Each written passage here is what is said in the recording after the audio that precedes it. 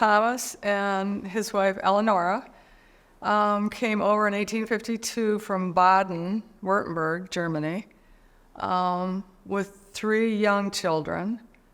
And I understand this is not anything I've learned from family, but I understand at that time people were leaving Germany in droves because of the politics, and they were losing the land, and they were just looking for a better opportunity. So they came to the United States, and they ended up in New York, and eventually made their way, I believe, to Westphalia, because there were other Saiers in Westphalia, and the church records seem to indicate that's where they started out.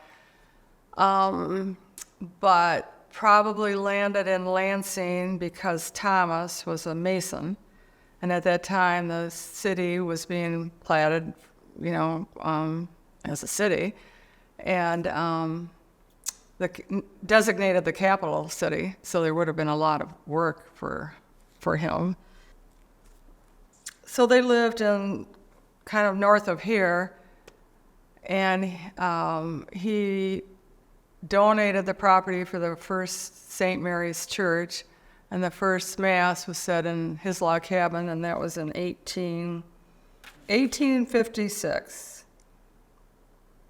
And I understand the congregation at that time consisted of about 35 people. Not a huge congregation. And they went on to have 13 children, and their grandson was Viv Saier, who became a well-known local baseball player, and then played for the Chicago Cubs.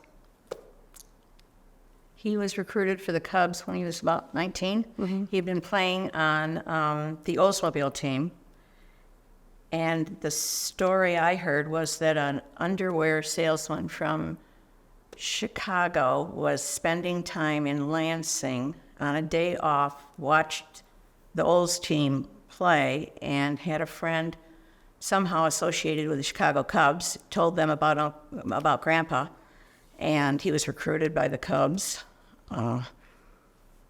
Went there. He took Frank Chance's place at first base. There was a famous Cubs play, Tinker to Evers to Chance, and Chance was on first base. Grandpa took the first base position when Chance retired.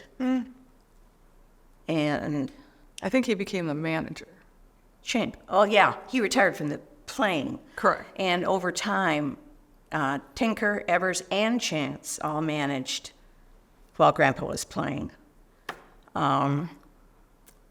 Grandpa was known as being a very, very big gentleman. I have an article here that says, the author says, that at the time that Grandpa was a young guy on the team, he supplanted Chance at first base, beating the 2 other candidates, incidentally, the famous Joe Tinker, Johnny Evers to Chance trio was disrupted.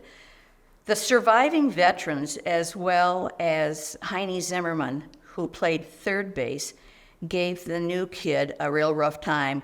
They blamed him for everything that went wrong. And Grandpa didn't challenge, he didn't question, he was just a gentleman. And isn't Heine Zimmerman the one that Grandpa took exception with his actions? I believe it's Heine Zimmerman, who Grandpa, who never talked about baseball, made it very clear that Heine Zimmerman was not a nice guy. And strangely, someone wrote a book and credited a picture that was of our grandfather, only it wasn't our grandfather, it was Heine Zimmerman. So that's a really novel mix-up. Mm-hmm. Grandpa didn't talk baseball with us. I remember the only story that he shared with me, he was doing card tricks, which were amazing for a kid. And he said that he learned card tricks in the dugout. And that's the only baseball that my grandfather talked with me. He was just a nice grandpa. I remember him walking in our house. He lived on South Pine, and we lived just outside the city limits near Sexton High School. And he did not drive. And he walked in our front door one day, having walked from home to our house, and told us exactly how many steps it was from South Pine to Hathaway Street. And I believe he is tied with someone from the Cubs for the most triples. Still, Yeah, Correct. still today.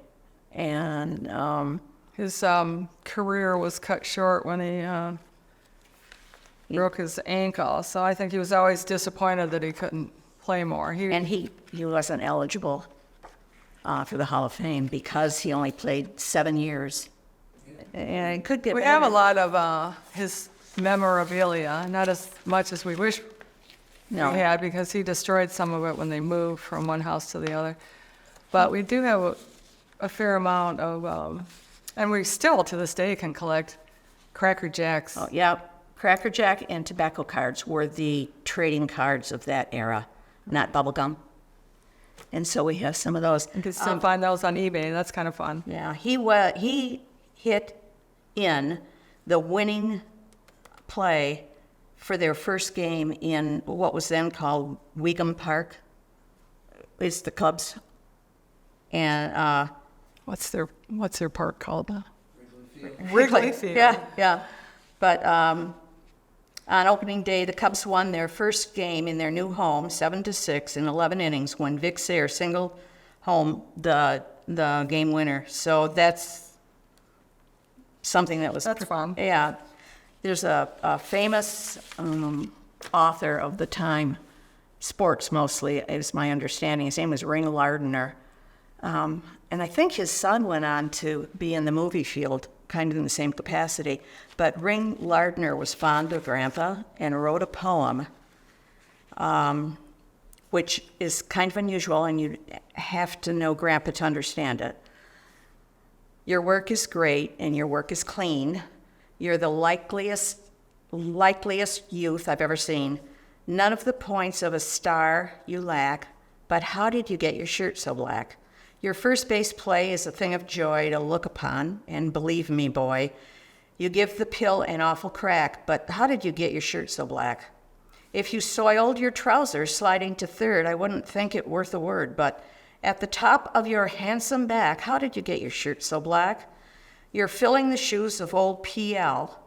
You're fielding and hitting just as well. Yes, Vic, you're there like a duck, quack, quack, but how did you get your shirt so black? P.L. was the nickname for Frank Chance, but peerless leader is what Frank Chance was referred to. But Grandpa apparently would wipe his hands on the back of his shirt, and they'd be dirty and his shirt got black. That's what I understood, and Ring Lardner decided that was worthy of a prose. So Kind of fun.